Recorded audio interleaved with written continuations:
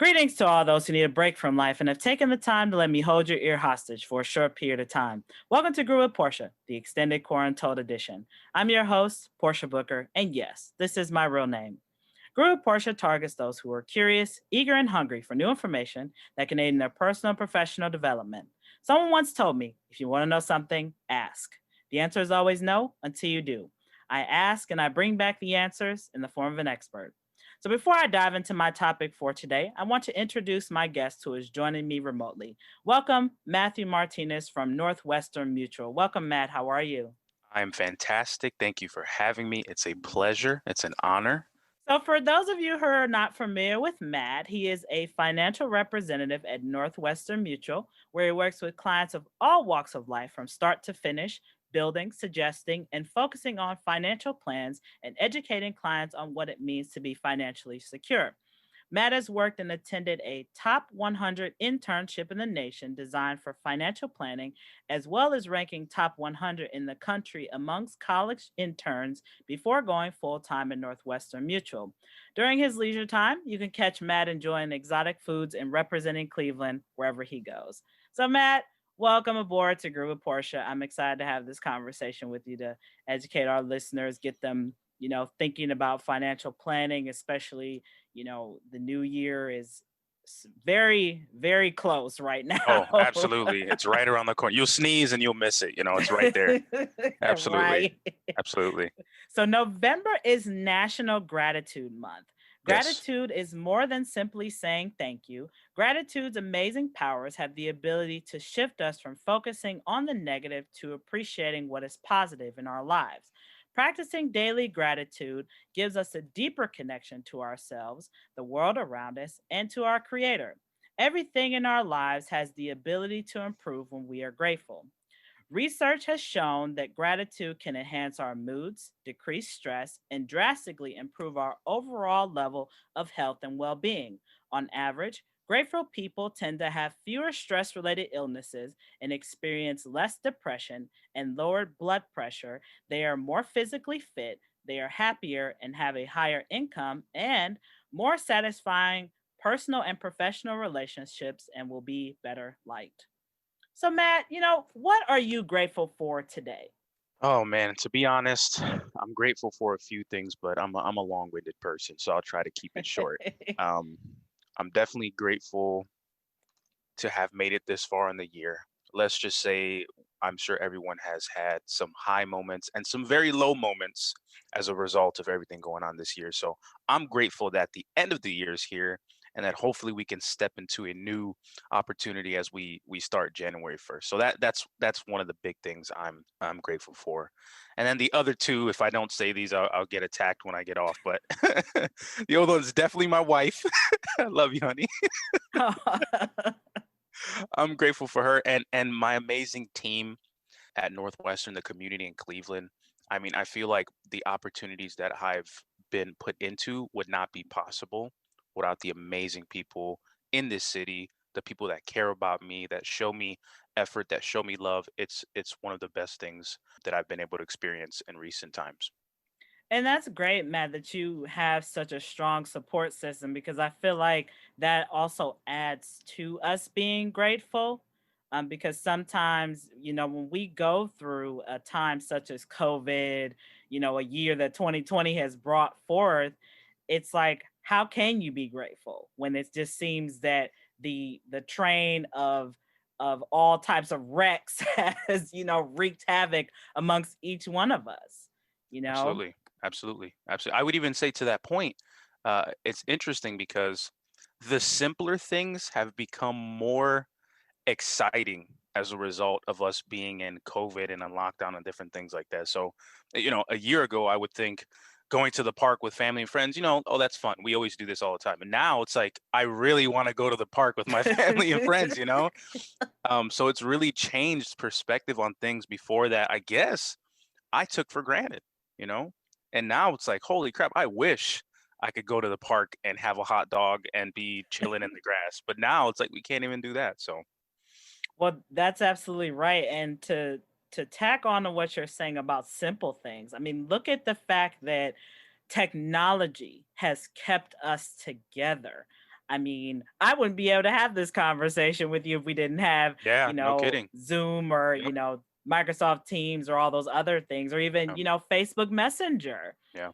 you know, Yeah. and even the other thing that I told people is look at all the medical changes that have had to happen, all the virtual visits, people are still able to get treatment. So it's like you really take for granted some of the things that we have here.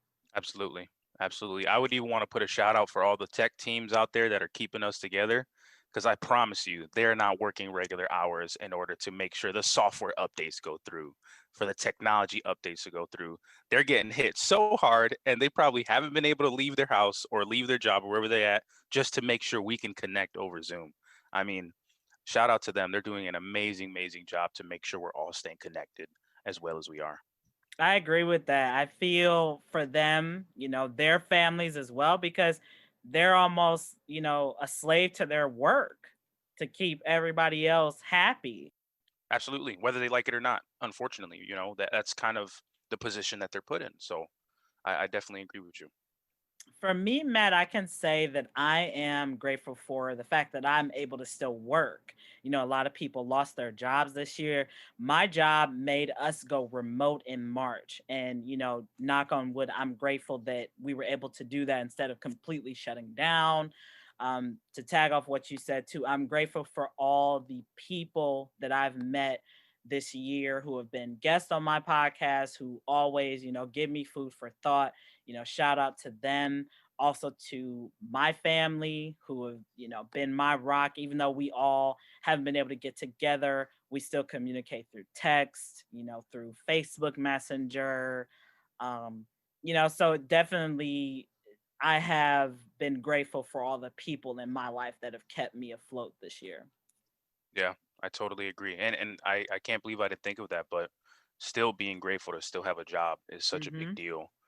Because I've had, oh geez, countless amounts of people that have gotten laid off, that have been, vested in their career for X amount of years, and still they got laid off. People with no retirement set up, people with no savings set up.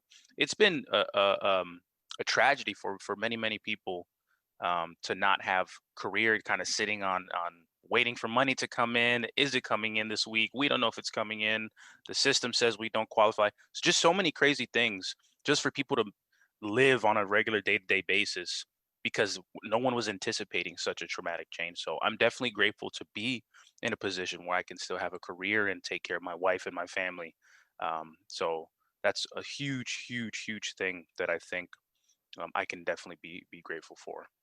A lot of people take that for granted. I mean, they may Oh, hate absolutely. their 9 to 5 job, whether it's, you're a cashier at the store, at Walmart, even if you're just a customer service rep taking calls, for troubleshooting DVD players. I mean, Yeah, no we kidding. we take those things for granted, but during times like this, I mean, we have to be grateful. And I know that it's trying, it's very hard, because the person on the other end of the phone, you never know what could have happened to them, right before you took that call. They could have got, a terrible medical diagnosis. They could have gotten a job from, a call from their job saying you're no longer employed. So it's very, very hard to not take that stuff personally as well. I get it. I mean, because I work in the medical field and, Right. like I said, I work remotely, but even still, people don't realize that all the stuff that I have to do, even though I don't deal with patients directly, but what my role does, it does impact patients. Right. Right. Absolutely. So Absolutely. it's definitely hard. So Matt, how do you practice gratitude daily? Usually, it, how do I say this without sounding like a like an interesting guy? I guess is the word I'm gonna use. It for me. It's pretty simple. Wake up early, get on my knees and pray, and give thanks to God. For all the things that He's allowed to do in my life and my family's life. Um, Start the day with a nice hot cup of coffee. Yes, coffee. And really, and this one sounds weird, but a sartorialist pointed this out. He said, he's grateful for being able to iron his clothes because he still has the ability to go to work. And for me, that was a big thing to think about. Like, holy crap, like I am ironing my clothes to go to work. I'm actually grateful that I can, again, still go to work. So I guess those three things, it's being up, saying good morning to my wife, saying good morning to the Lord, saying good morning to my cup of coffee, and just prepping for work. I guess to me is the daily mantra, if you will, because with those things I'm able to continue to move forward, and a lot of people are not able to do that. Well, they say, mantras are a like another set of armor for very successful people. Absolutely, Your absolutely. routine sounds very similar to mine. I'm up at 4 o'clock every day, Monday through Friday, even Saturday through Sunday. Because Portia, I don't know how you do that. yes, I'm up at 4, and my fur baby will not Goodness. allow me to sleep Yep, past yep. 4:30 because then he's gonna start yelling at me. Oh no. Similar to you, I get up, walk him, make my nice cup of black coffee, no Yep. sugar, no cream. I like my coffee dark like my soul and my sense of humor. Um, and my uncle bought me this book called Jesus Calling by Sarah Young, and it has a daily devotional, and I have to read that before I Wow. start my day every day because Wow. it gives me that armor that I Wow. need to Yeah. get through the day. And sometimes those devotionals are spot Oh on. goodness, absolutely. And I'm just like, okay, did I just like walk into the future here? Like, Yeah. Yeah. Yeah. and then, I also send that same devotional to several people in my circle because they love it too. Yeah.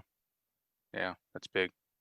And that's my routine every day is to start it just like that. And we take that for granted. Like some of the people who I know who work remote, they still work in their pajamas. And I'm like, ew, like, sorry, no, I have to get up. I have to still have my same routine like I was going to the office. Yep. Yep. Absolutely.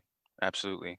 Funny you say that. When everything started back in March, was kind of the big transition point for everyone's career and the country as a whole. But we had to stay at home. We had to work from home. Luckily, we were able to do so. But when I tell you, my drive was just completely destroyed. Like I didn't want to get up. I didn't want to seize the day. I didn't want to look outside. I just felt so defeated because the position that I'm in my career, I feed off of the energy of the people that I serve. So Hmm. for me to not be able to see those people was devastating. It took me such a long time, about a whole month, March, April, almost 2 months. And my wife's like, come on, you have to get up, you have to do. And when I tell you I was a slug, it was, Portia, it's an understatement. It was such an emotional time for, I'm sure, a lot of people. Um, and then ideally, things started opening up, so I've recovered. I'm better, right? Everything's Yay. moving now, but that was such a crazy time for me, personally, emotionally, spiritually, right? To be able to see that transition as a positive thing as opposed to just purely negative. So I definitely agree with that, Matt. I'm better now versus, when we first went remote in March. I'm just like, oh my goodness. I mean, because you take for granted sometimes just seeing your coworkers, just getting up from your cubicle and even just a walk to the bathroom or even just to yeah, get, a cup of yeah, coffee. yeah, It it absolutely, it really makes a difference when you're actually seeing people. absolutely. It's funny because the other day I was so our office where I'm at, in the EY Tower, in Northwestern. We have been able to do remote, but they've allowed, with obviously the proper cleaning and sanitation requirements because of COVID, we can have clients come into the office and we shouldn't have any issues as long as they follow the rules, right? And we were meeting with, myself and my partner Samuel. We're meeting with two clients, and halfway through the meeting, the gentleman stops me. He looks me dead in the eye. He says, "Mr. Martinez, would you happen to have any croissants?" And I was like, first of all, that's an odd way to just approach someone. And I was like, well, we would normally, but as a result of everything going on, we don't have anything left. So unfortunately, I can't treat you to some croissants, right? And to your point, it's just saying we definitely take those things for granted because before I could drink coffee, before I could eat, and now we can't do any of those things, right? Even at the office, no matter how clean or how sanitary everything is, they will not allow it. So Wow. definitely just that walk to a cubicle is no longer a walk. It's more like a yell from a distance. Hey, how's it going? Okay, good. All right, talk to you later. So definitely that's definitely changed the perspective of how everyone treats their day to day in the office. So it's been different, but I totally agree when you say with those small interactions can be so impactful. Absolutely, Matt. You are so right. We take some of that stuff for granted so much. So, Matt, my basic question I always ask is, what sparked your interest in a career dealing with finances? Wow. I'm going to tell you that's a powerful question, and I'm going to jump into this with as much passion as to the reasons and why it turned out this way. So, my interest in dealing with finances was a result of a breaking point in my interest in college. So, in my undergrad, I went to Cleveland State University. Go Vikings! Shout out to all the haters. The Vikings are the best. Okay, you can't tell me otherwise. Um, I was in my undergrad. I had switched my major 4 times, Portia. So as Wow. you could tell, I wasn't quite sure what I wanted to do with my life. Okay. Switched it 4 times. I have advisors everywhere saying, hey, Matt, you should do this. Hey, Matt, you should do that. And at no point in time was I confident or excited with the ideas they were giving me. Right. And so going through all of them, my last career choice that I picked before I went into finance was marketing and advertising and sales. So me, I'm a very spot of the moment guy. So like if I see an idea or I think of an idea, immediately I have to write it down. I have to draw it down. I love the artistic nature of marketing and sales. To me, it's beautiful. And to this day, I still love it. But as I started to think about that career path, it dawned on me as the Afro Latino in inner city Cleveland and Northeast Ohio, how would that career allow me to impact the people that look like me, that live like me, that talk like me, that grew up in the city like me, right? Say I get an internship for Coca-Cola and work in advertising Coca-Cola. How is me selling more Coca-Cola going to improve my community, right? Mm-hmm. How is me working for Adidas and their internship, making more shoes, how is that going to improve my community? It kind of was a position of, hey, if I'm doing these things, I'm getting paid to build on my family, but I'm not changing people's lives around me. They're just buying more of a product either through me selling it, right, or me marketing it or advertising it. So to me, that wasn't the position that I was put on this planet to do. That was not my purpose. And so I struggled with this for a bit of time. And I was like, you know what? This is not it. That ain't it, chief. So I started sitting and thinking and thinking and thinking, and weeks went by. And then all of a sudden, I go to class, and this mentor comes in, an advisor, Bo is his name.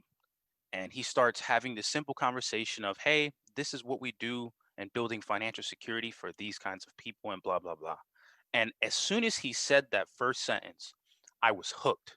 I was like, and it dawned on me, excuse me, why hadn't anyone ever told me in my life the importance of taxes, the importance of setting up a proper retirement, the importance of saving an emergency fund, the importance of protecting your credit? No time in my life, middle school, high school, or college, had anyone talked about those things to a degree where I felt it was valuable. And I'm sure there's a lot of people that would agree on me on that, right?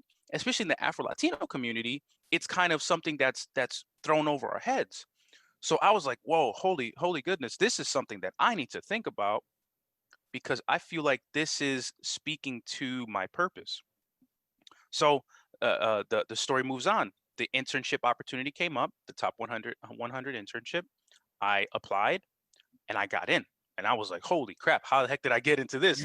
Me, like I had no chance and on the God's green earth to believe that I was going to make it into that program. And I did. I was bamboozled, let me tell you. So I'm doing all these requirements and making sure everything is taken care of, blah, blah, blah, blah, blah. I stay in the internship. I graduate from the internship. So they pretty much, that means they gave me an opportunity to work there to be an advisor. And I was like, oh man, this is a big deal. And so as I started learning more and more and more and getting my certifications and getting my licenses and getting my all the things that I needed to be an advisor, I was like, I really need to sit down with my community and make sure that these things are not the last conversation that my community has with their family members, with their legacy, with their children, with their grandparents. I need to be the person that presents it in front of them with the most honesty and integrity to say, hey, this is something we need to talk about.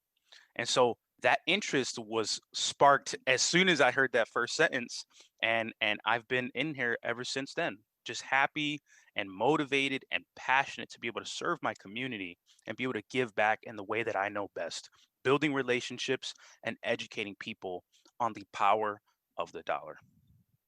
And Matt, that's, it's kind of like a divine purpose, the way that you said it, that when the guy came in and said that first sentence, it's like the light bulb, in the Oh cartoons yeah. that goes off. Oh yeah, that light bulb went off and it broke. Let me tell you, like it was a a holy crap moment. Like whoa, like this is serious right now. So I totally agree. Is amazing. It's like, the Jack in the Box, finally gets tired of just being in the box and just like, all right, y'all, I'm out of here. Yeah, absolutely. And that's phenomenal. I mean, that one conversation has led you to where you are today. And I think sometimes a lot of people would overlook that little, it goes back to people taking things for granted. Like you can sit through a speech of somebody Yeah, talking about, for example, yogurt. yeah, And, you could think, oh my God, this presentation is boring, but you may yeah, not realize that they're talking about entrepreneurship. yeah, There yeah, could be yeah. a deeper meaning to what they're disclosing, not just for a product. Right. Absolutely. That's interesting. That's interesting. And that's so cool, Matt. I mean, seriously, like Thank you. finances, and I can just say from my personal experience, when we had to bury my great grandmother in Wow. 2018, nobody in the family knew that there was nothing to bury her, Nope. nothing, Nope. and Nope. it just was like, oh my goodness. I said, well, what are we gonna do if another elder in the family passes, let alone Right. if I Right. just croak over? So Yeah. it's like putting being prepared. Proper planning prevents poor performance. Yeah. The five P's. Yeah, I learned that in J school. Yeah.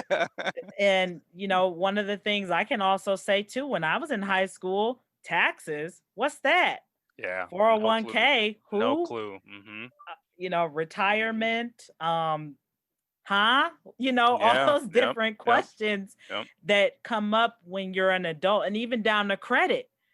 Lord, I can, oh, Don't I don't even get me even, started. Don't even get me started with credit. It's I a whole mean, another beast. that's a Absolutely. whole nother episode for another Mm-hmm. day, but I just Yep. think you don't even understand credit No. until you're an adult after you Yeah. screw up. Yeah. Like, Yeah. Yeah. And then you're changing it out of panic, not out of being in a position of security. It's more out of, oh, if I don't change this is going to happen and I'm going to default and blah blah blah. I'm going to have to go back. Like, it's people focus on credit when it's too late, which is kind mhm. of a terrible position to be in. Well, and we gotta, like you said, break that cycle and continue to provide education, like what you're doing in the community, which is, I think, very amazing.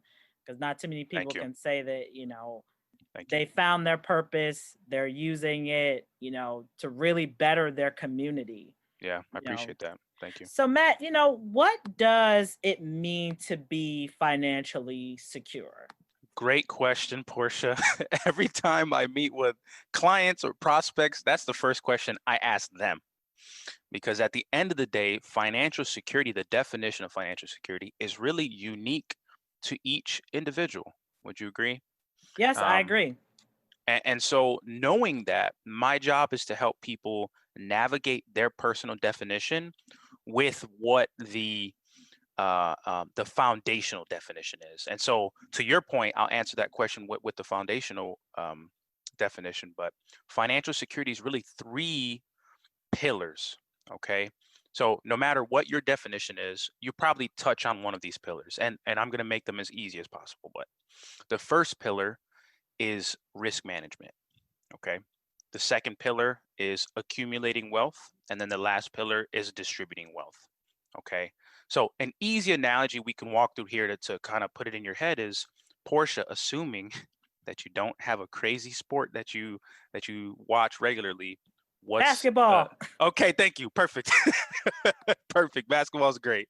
So when we think about basketball, those same three foundations that we can use in comparison for basketball also work for financial security. And so the three foundations of basketball would be defense, offense, and a game plan, a strategy. And those same three foundations in financial security apply. So the risk management, the first one would be defense. Okay. The accumulation of wealth would be the offense. And then that last part, the distribution of that wealth would be the game plan. That's the overall strategy. Wow, you know what? I feel like I'm learning more about how to take a sport and apply it to real life instead of just watching it for leisure time. Yeah, exactly. Because somebody, one of my other podcasts that I did this month, somebody else used football. And I'm not a big football fan. I'll watch it for the Super Bowl. Yes, I'm one of those guilty people. But they use the foundation of football to explain forgiveness. And I said, wait a minute. Wait a minute. So now I have a new way of looking at football. I That's mean, this interesting. is very cool. I mean, Yeah. you Yeah. know, and it's just so sad to me that this vicious cycle of not educating people on these three principles, the risk management, accumulating wealth, distributing wealth, Yeah. continues to be, I guess, overlooked. Overlooked. Absolutely. And so to that point, I love using this analogy because it helps the people that I speak with see the power of building a plan to be financially secure. So, Portia, when you think a little bit back about your family, are you able to name all four of your great great grandmothers and all four of your great great grandfathers? So, in total, eight people that have been brought together to create you. Can you name all of those people for me? Ooh, let me see. I might. I actually might be. I can name probably six. I Okay. probably can't name all eight, but Okay. six. Okay. So I would say you're a rare individual because the reality is most people, I would say a majority, maybe 90% of people can't name two of them. Okay. And really, this speaks to me, at least in my community, that there's a lack of legacy, right? If we cannot trace Mm, back our family, there's probably a lack of legacy, which is not allowing you to trace back the people who have brought you here. Fair? And yeah. so what I find is I'll ask them this question and this light goes on and they're like, oh my God, I don't know who any of these people are. And I said, well, if they would have left you a plot of land, if they would have left you a family photo, if they would have left you a log with their family connections in their family tree, if they would have left you gold, something to remember who those people were, you might have a connection of who your legacy would be. And so financial security really in a broader sense outside of personally is to be able to be the next person in your family to start a new legacy. So those three foundations, the importance of them is allowing you to be again that person that builds a legacy that someone else might not have built before you. That is a phenomenal analogy, Matt. I mean, I feel that that has me hooked already. I mean, because I was just telling somebody that, I want to build a legacy for Absolutely. my, grandchildren, my kids, if Absolutely. I ever have them, for my family, Absolutely. because that's how I can actually name my family members because they left us with something. Like my Absolutely. great grandmother, the house I live in, she left this to us. You know, her parents moved up here from Texas, and she lived with her parents didn't pass away until she was like in her 50s. And Yeah. and God rest her soul, my granny died at 102 in 2008. Wow. I Wow. mean Bless her. Oh 2018, my I'm sorry, gosh. 2018. Yeah. So it's like you're right, creating that legacy and, providing that foundation for the next, group of people. So, Matt, what are some common misconceptions about finances that often get people and families discouraged? I think one of the easiest misconceptions, I would say for younger people, let me start younger and then go down the line. But for younger people, they think that they have enough time to start putting money away later. Okay. They think that retirement is never going to get to them. Okay. And then they think that living a lavish lifestyle now is not going to have as aggressive an effect on the future. And I can tell you all three of those things are incorrect. Okay. I would say as you're younger, it's a better time to start saving for either now or retirement.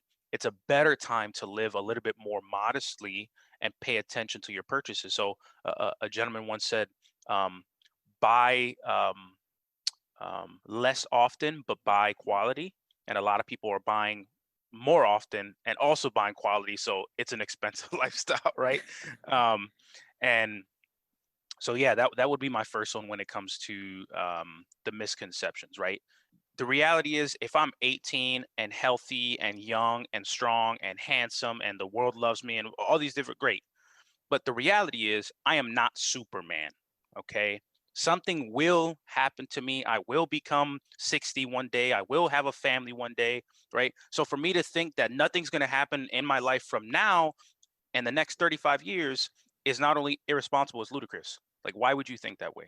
And so the issue with one of the misconceptions that's super, super common is that people don't take their day-to-day decisions uh, um, as seriously as they should, especially for young people.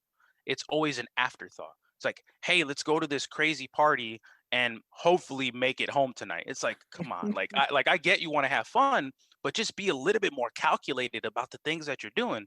Oh my gosh, I started my first job, they paid me $2,000. Let's blow the entire check. It's like, yeah, I get that you want to have fun, but what are you doing? It's oh goodness. So that's a easy misconception on the young angle. On the older angle, I would say the misconception is that, oh, I don't need to leave anything behind for my family. It's too expensive for me to look into insurances, disability coverage, blah blah blah blah blah. My retirement, I'm gonna bank on Social Security. Oh, I'm gonna make sure that my family takes care of me. That's fine and dandy. And all of those points are relevant. I would even say on either side. But if we go about our finances a little bit more strategically, we find ourselves in a much better position. Think of it this way. Our finances are like a gas full of tank, or excuse me, a tank full of gas, okay? And you're in a car and you're driving on a road. This road is what we call life, right? You're driving and driving and driving. And every time you fill up the tank, you're really just going faster down the road rather than having a point to turn off on and say, this is what I want to do for a period of my life, going back on the road. This is what I want to do for a period of my life and going back on the road. I find that a lot of young people are just driving this analogy as hard as they can with no end in sight. They have no end goals. They have no midlife goals. They have no short-term goals. And so they're just going and going and going, thinking that their finances will keep up with their lifestyle. People keep saying fake it till they make it. Like, I get it. But is that ideal? It's not. It's not. And so I would say rather than be in that position to be afraid of talking to a financial planner or being afraid of learning a little bit more about taxes or being afraid to learn a little bit more about retirement, it's okay. That's what professionals are for. Seek out that assistance. And usually it doesn't cost anything. That's another thing. People think it costs money to meet with an advisor. It doesn't. Think of this the same way when you meet with a realtor, they get paid for selling a house.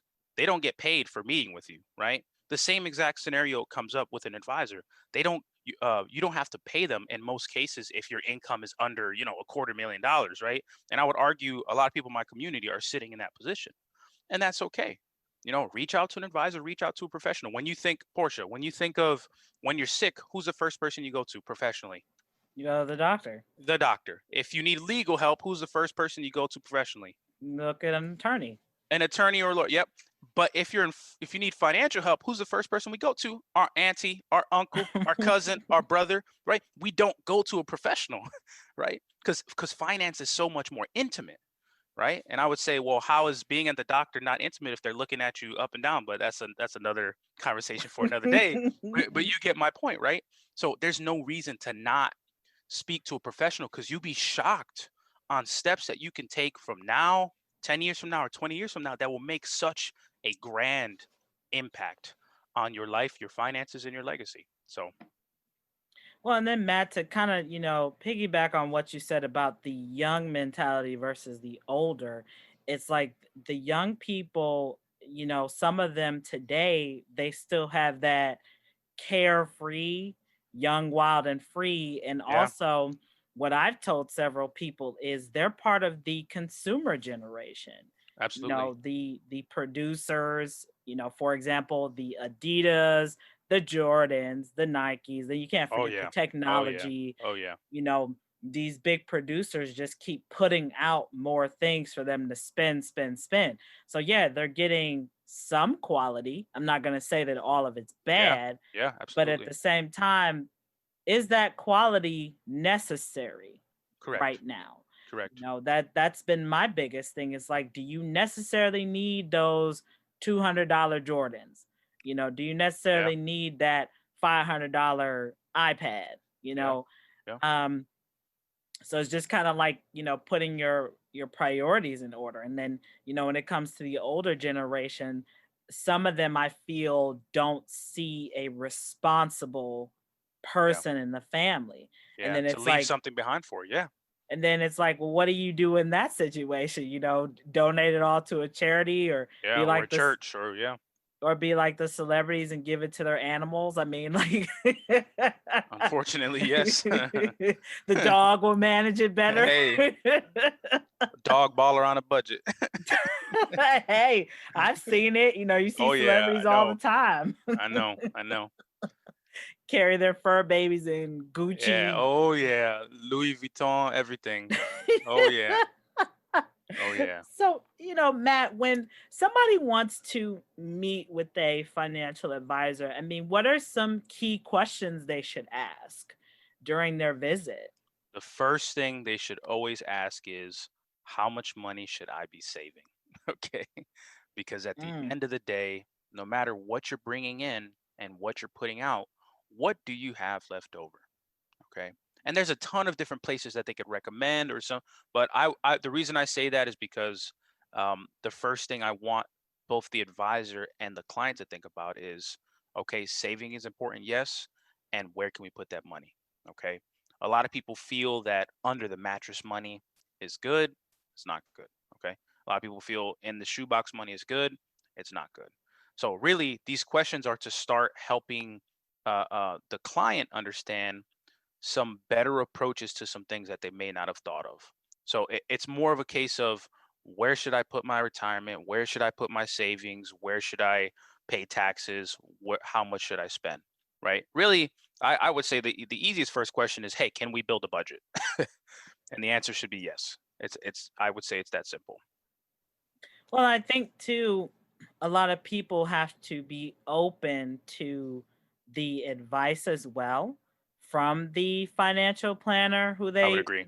meet with, because I think oftentimes when people meet with them, they get intimidated by, Absolutely. their knowledge, and, Absolutely.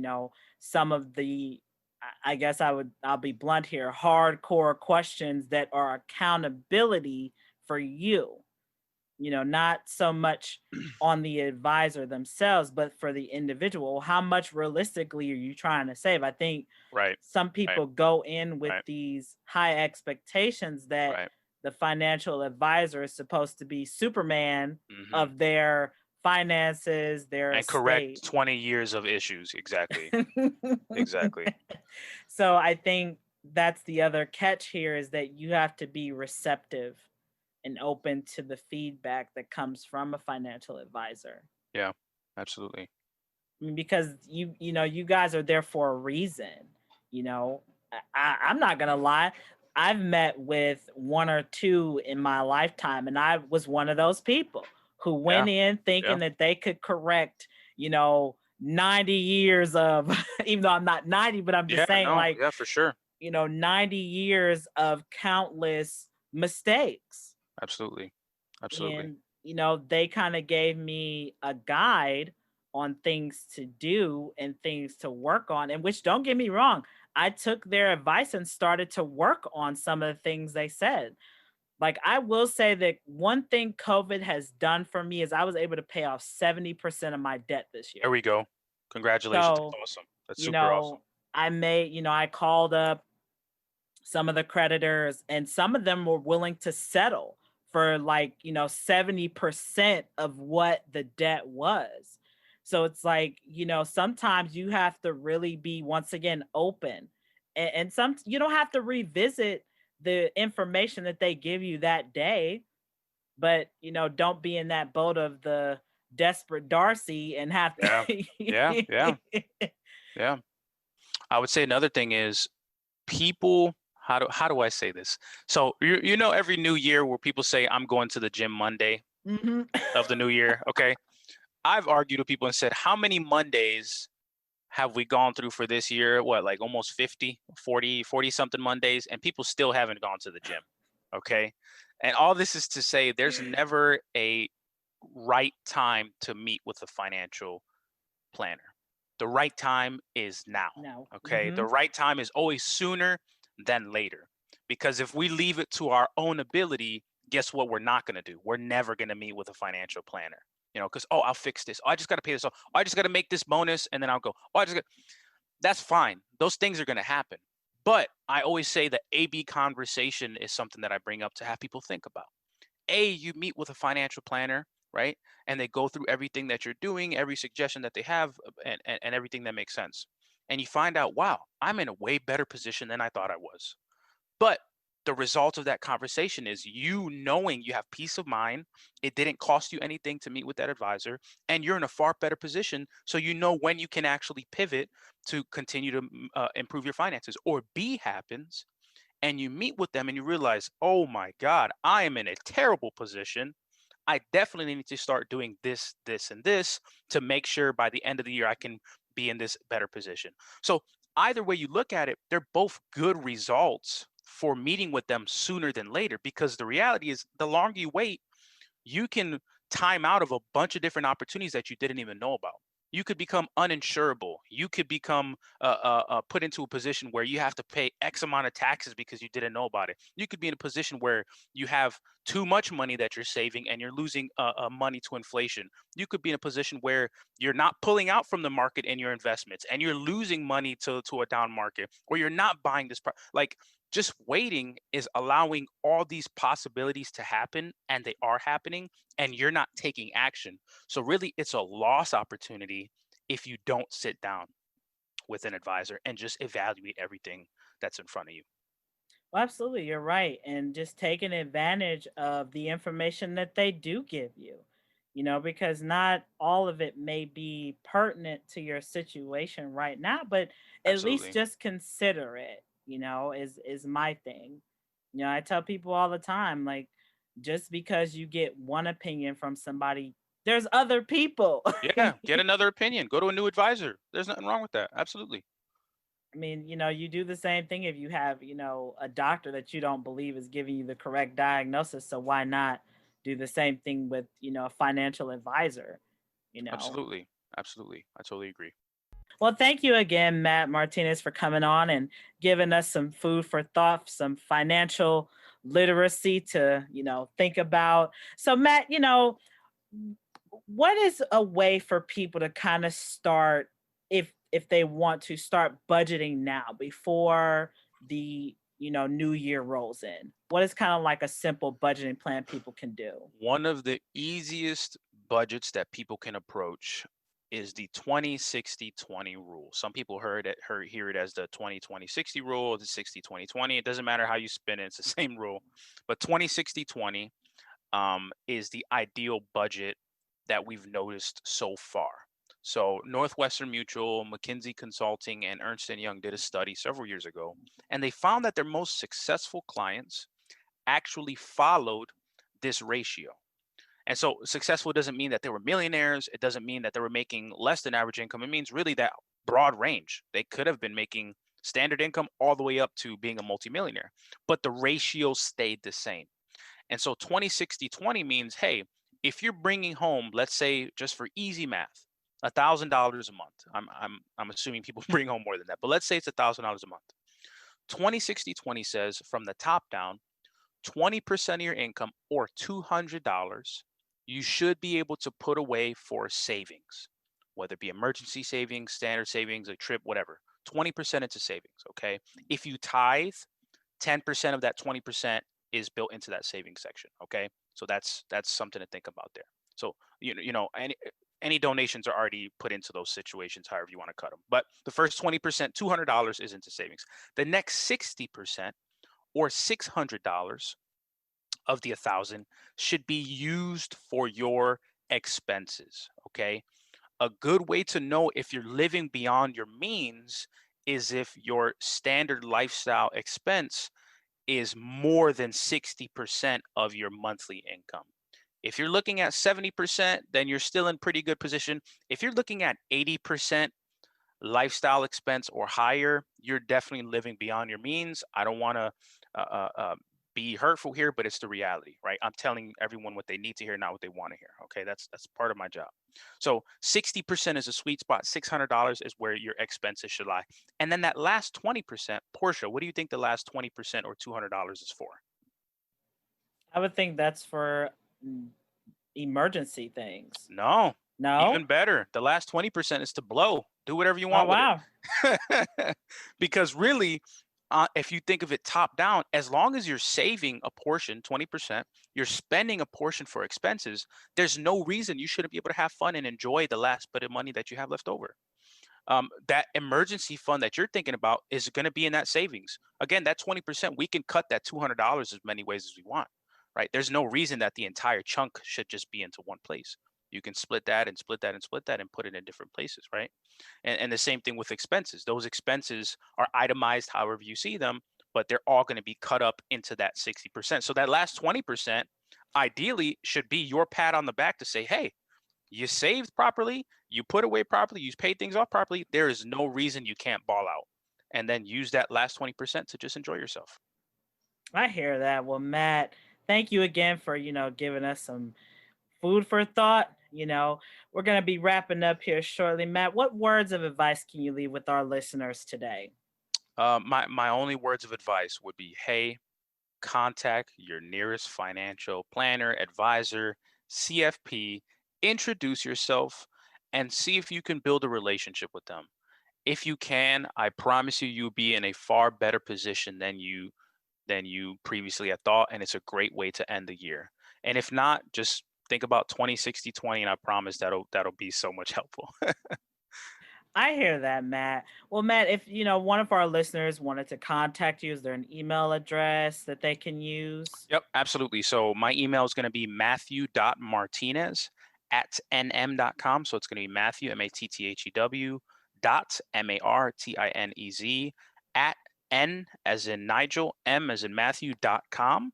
That's my direct email. And then if you wanted to give me a call or shoot me a text to my work phone, it's going to be 216-905-4099. And you can give me a reach whenever you'd like.